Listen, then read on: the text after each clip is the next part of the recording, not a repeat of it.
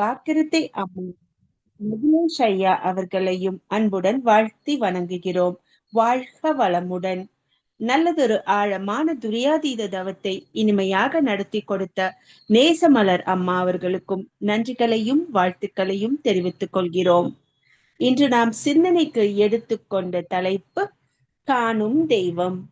அருட்தந்தை சூக்குமமாக நிறைந்து இந்த சிந்தனையை சிறப்பித்து தர மானசீகமாக அவரை வணங்கிக் கொள்கிறோம்.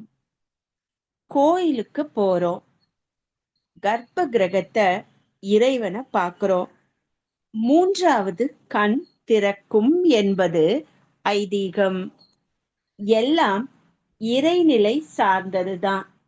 நாம என்ன வேண்டுமோ, நமக்கு என்ன வேணுமோ தேவையோ அத்தனையும் உள்ளே இருக்கு.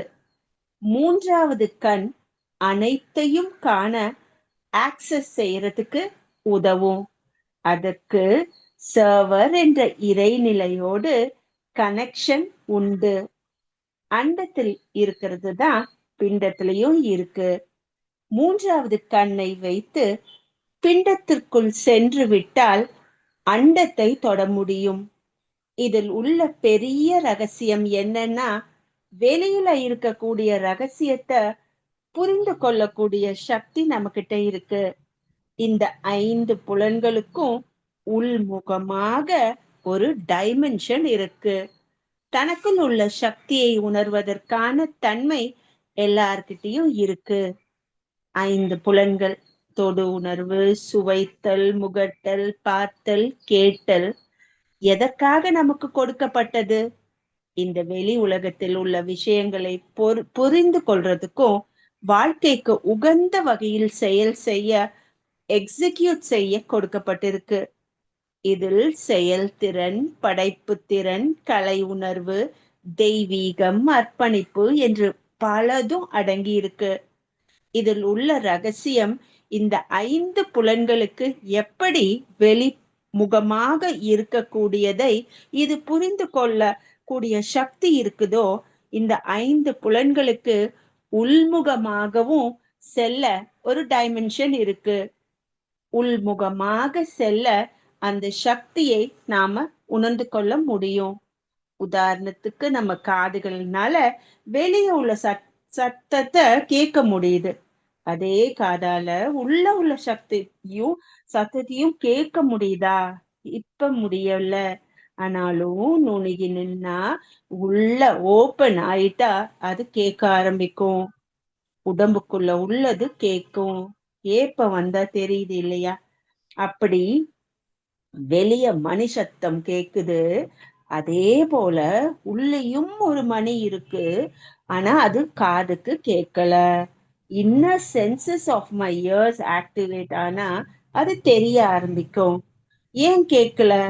வெளிப்புறமாவே போயிட்டு இருக்க, அதனால கேட்கல. டேஸ்ட் பாத்தீங்கன்னா வெளியில இருந்து ஒண்ணு நாக்கில் படுற விஷயம். என் உடம்புக்குள்ள உள்ளத நாம டேஸ்ட் செய்து சுவைத்து புரிந்து கொள்ள முடியும். யாரோ நம்ம தொடுறாங்க, தொடு உணர்வு இருக்கு, பின் குத்துது, உணர முடியுது. அதே போல தொடு உணர்ச்சி உள்முகமாக வேலை செய்யும். அப்படியே நம்ம ஸ்கேன் மாதிரி பண்ணும் பொழுது 0.1% ஒரு இடத்துல வலி இருந்தா கூட சரியில்லை, சுகம் இல்லை அப்படின்னா அந்த இடத்துல அது மனதுக்கு உணர்த்த ஆரம்பிச்சிடும். இது காலத்தினால நமக்கு ஆழ்ந்து தவம் செய்யறோம் இல்லையா, அது தென்பட புரிபட ஆரம்பிக்கும். ரத்தம் ஓடுவதை உணர முடியும். நாடிகளில் பிராணசக்தி ஓடுவதை கூட உணர முடியும். இப்ப நாடி பிடித்து துடிக்குது இல்லையா, அந்த பீட், அதை நம்ம ஃபீல் பண்றோம் தானே? அப்படிதான் இது இன்னர் வெர்ஷன். இந்த 5 புலன்களும் 99% மக்களுக்கு அது வெளி முகத்திற்கு தான் அது பயன்படுத்துறோம், உள்முகத்திற்கு அல்ல. இது அவ்வளவு சரியல்ல. ஏன் பாத்தீங்கன்னா 5 புலன்கள் மூலமாக வெளியிலேயே இதை விட்டுடுறோம். அண்ட சராசரமும் நமக்குள்ள இருக்கு. வெளியில தேட வேண்டிய அவசியம் இல்ல. கிருஷ்ணர் சிறு பிள்ளையாக விளையாடி கொண்டிருக்கும் பொழுது மண்ணை தின்னுடுவாரு. உங்க அம்மா ஓங்கி அடிக்கும் பொழுது வாயை திறடான்னு சொல்லும் போது உலகமே தெரியும். இறைநிலை நம்ம எல்லார்கிட்டயும் இருக்கிறதுனால நாம அனைவருக்கும் அந்த பொட்டென்ஷியல், நாம எல்லாருமே இந்த பொட்டென்ஷியல் கிருஷ்ணர்கள் தான். நமக்குள்ளும் அந்த சராசரமும் இருக்கு. வெளியே தேட வேண்டிய அவசியம் இல்ல. அதற்கு என்ன செய்யணும்? 5 புலன்களையும் உள்புறமா திருப்பணும். நமது இன்னர் சென்ஸ் ஆக்டிவ் ஆகிட்டா நாம மிக பெரிய சக்தியாக மாறி விடுவோம். நமது 2 கண்கள் வெளியே பார்ப்பதற்காக இறைவன் கொடுத்திருக்கார். 3வது கண் ஆக்கினையை உள்ள பார்க்கறதுக்காக கொடுத்திருக்காரு. எப்படி காதுகள் வெளியே இருக்கிற விஷயத்த கேட்குதோ, உள்ள இருப்பதை கேட்பதற்கு ஒரு டிபார்ட்மெண்ட் இருக்கோ, அதே போல இந்த 3வது கண் எனக்குள் உள்ள அத்தனை விஷயத்தையும் பார்க்க உதவும். ஏன் சர்வர் ஆகிய கடவுள் எனக்குள்ளதான் இருக்கு. கடந்து உள்ள செல்லணும். சர்வர் ஆக்சஸ் வெளியே பார்த்து கொண்டு இருக்கிறதுனால தெரியல. 3வது ஐ திறந்தால் எந்த துறையில் இருக்கிறோமோ அந்த துறையில் ஃபியூச்சரிஸ்டிக்காக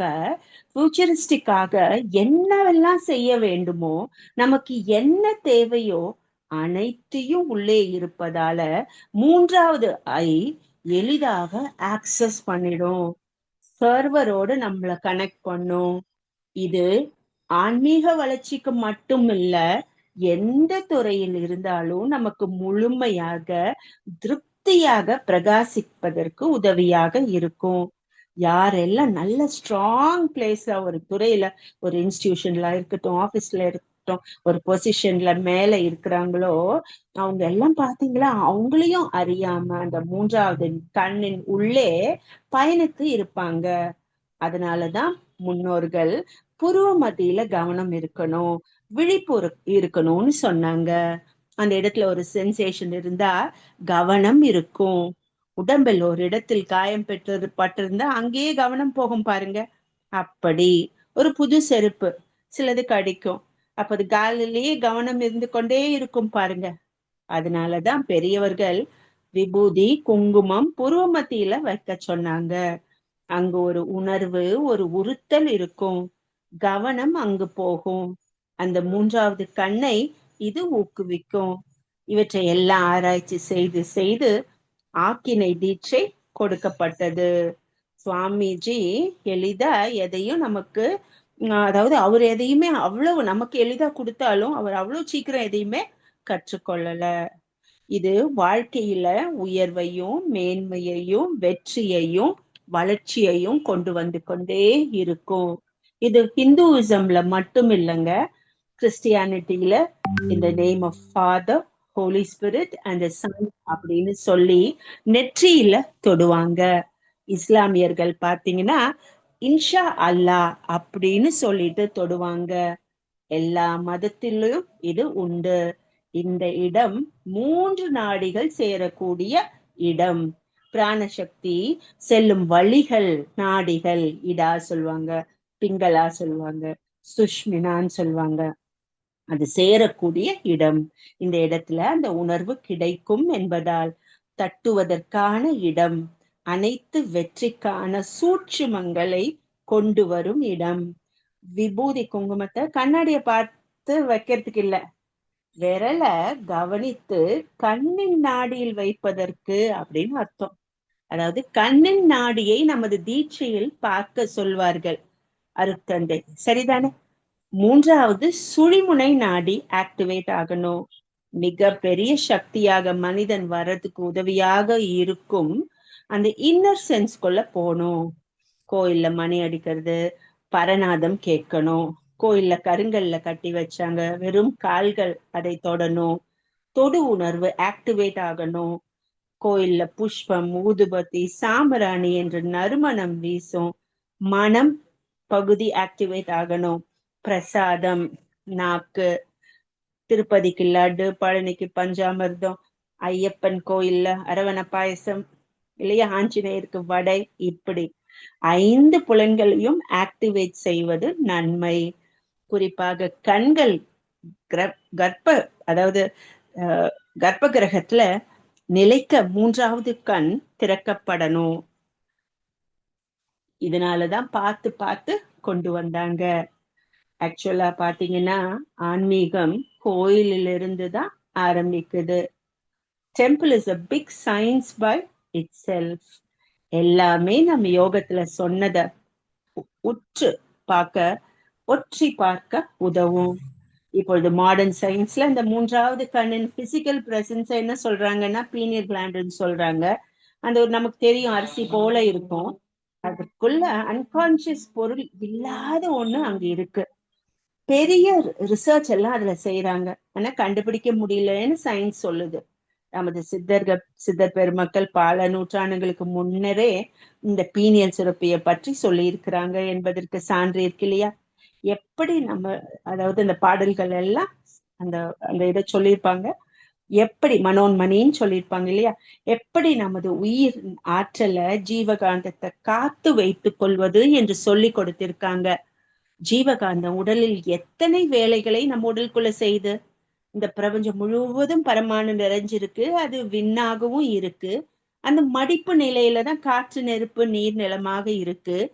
ஆகாசம் என்பது தன்னைத்தானே சுற்றி கொண்டிருக்கும் துகள். அது சுழலும் பொழுது அதிலிருந்து வெளிவரும் விரிவலைய நம்ம காந்தம்னு சொல்றோம்.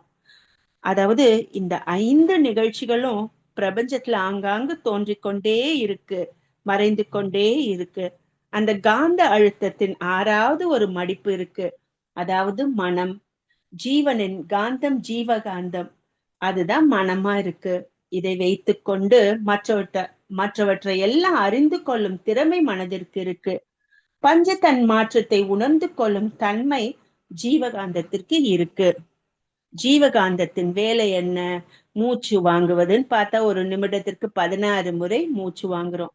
ஒரு நாளுக்கு எவ்வளவு, ஒரு மாசத்துக்கு எவ்வளவு, ஒரு வருடத்திற்கு எவ்வளவுன்னு கணக்கு போட்டா பெரிய தொகை வரும் இல்லையா? நுரையீரல்கள் விரியவும் சுருங்கவும் ஒரு மெக்கானிக்கல் மோஷன் தொடர்ந்து நடைபெறுது. இதற்கு ஒரு எரிபொருள் வேண்டும். அதற்கு தான் ஜீவகாந்தம் செலவாகிட்டு இருக்கு, கரண்ட் மாதிரி.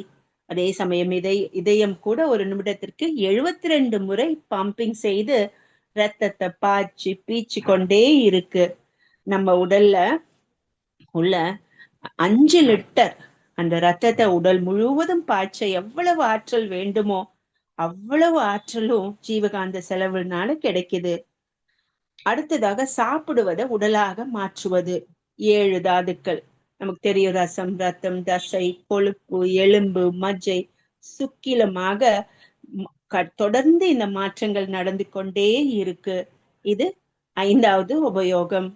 உடலில் தேவையில்லாத கழிவுகளை அழுக்காக, நீராக, மலமாக கண்களில், காதுகளில், மூக்கு அப்படின்னு பிரிச்சு எடுக்கவும், அதை தனியாக பிரித்து வெளியே தள்ளும் சானிடேஷன் ஒர்க், சுகாதார வேலையும் நமக்குள்ள நடந்துகிட்டு இருக்கு. அதற்கு பிறகு உள் சுரப்புகள், நாக்கில் எச்சில், கல்லீரல்ல பித்த நீர் சுரக்குது, உள் சுரப்புகள், கிளான்ஸ்னு அந்த செக்ரீஷன்ஸ் எல்லாமே இருக்கு இல்லையா? அதாவது கிளான்ஸும் இருக்கு, என்சைம்ஸும் இருக்கு. பல விதமான திரவங்கள் உற்பத்தி செய்து மெக்கானிக்கல் ஆக்ஷன், உடம்பிற்கு கொடுக்கக்கூடிய அசைவுகள், அடுத்தது பாத்தீங்கன்னா நிற்பது, நடப்பது, வேலை செய்வது என்று அந்த வேலையும் ஜீவகாந்தம் செலவாகுது.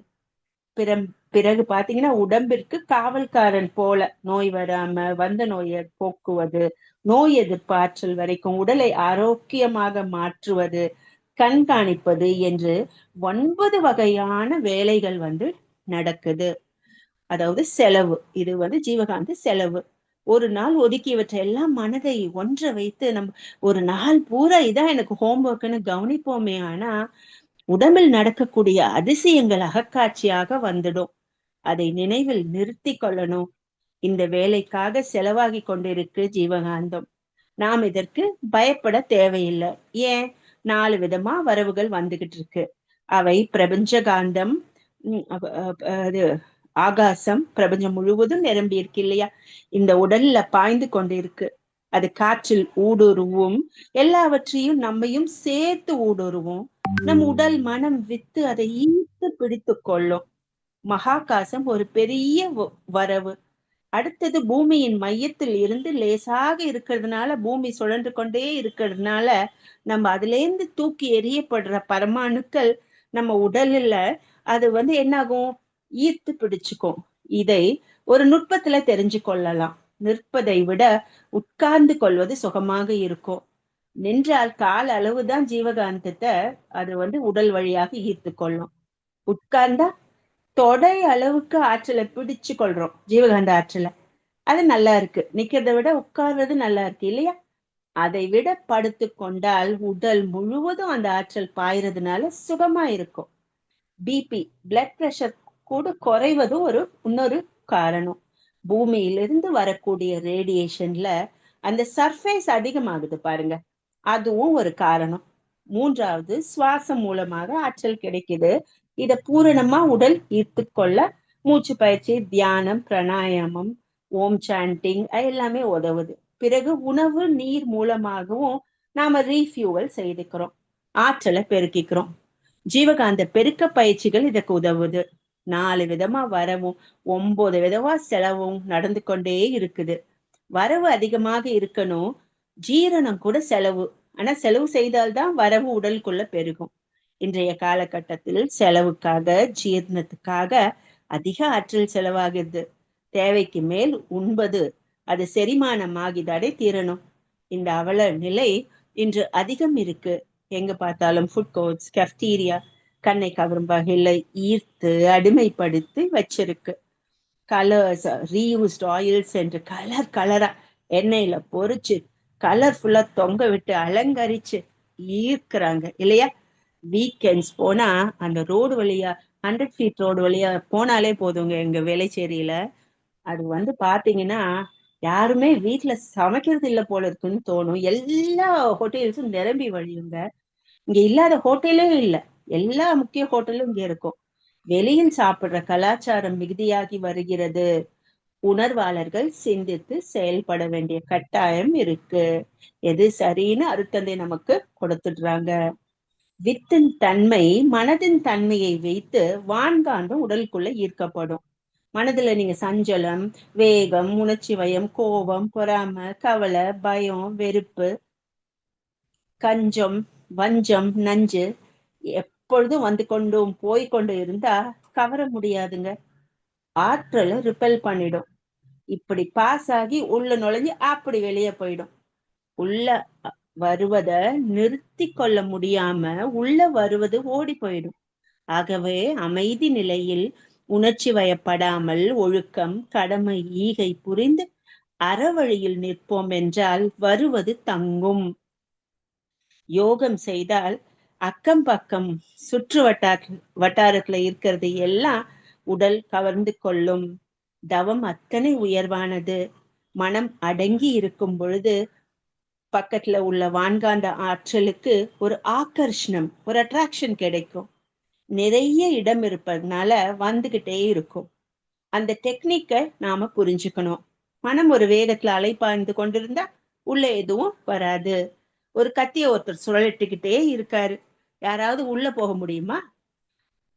அந்த கத்தி சுழற்றுவதை நிறுத்திட்டா எத்தனை பேர் வேண்டுமானும் பக்கத்துல போய் நிக்கலாம். ஆகவே உடல் கூட்டிற்குள் உயிர் சக்தி வேகமாக இயங்கினால் யாரும் கிராஸ் பண்ணி உள்ள போக முடியாது. அது இயக்கம் குறைஞ்சா ஈர்க்கும். இயக்கமே இல்லைன்னா வேக்யூம் கிரியேட் ஆகுது பாருங்க. அப்ப அது சுற்றுப்புறத்துல மிகுதியான ஆற்றலை ஈர்த்து விடும். அம்மா செஞ்சு அங்க பாத்தீங்களா துரியாதீத தவம், அதுல சிவக்கலம், சக்தி கலம், அந்த இடத்துல நிறைய இந்த தன்மை நமக்கு உண்டாகும். ஆக உணவு என்பது நாம் எச்சரிக்கையாக இருக்கக்கூடிய ஒன்று.